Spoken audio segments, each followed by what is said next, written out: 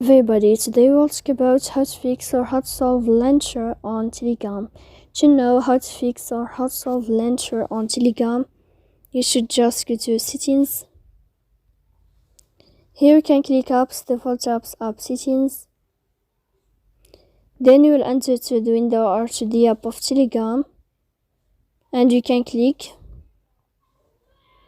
After that, you will enter to the window or to the app, to the window or to the page of force stop, this sign of force stop, and you can click OK. Then you will enter to storage. Here you can click clear cache. In the end, you can turn off your phone and you can wait a moment to turn on your phone again. So please don't forget to support us by like and subscribe. See you next time in another video, and thank you for your attention and your watching.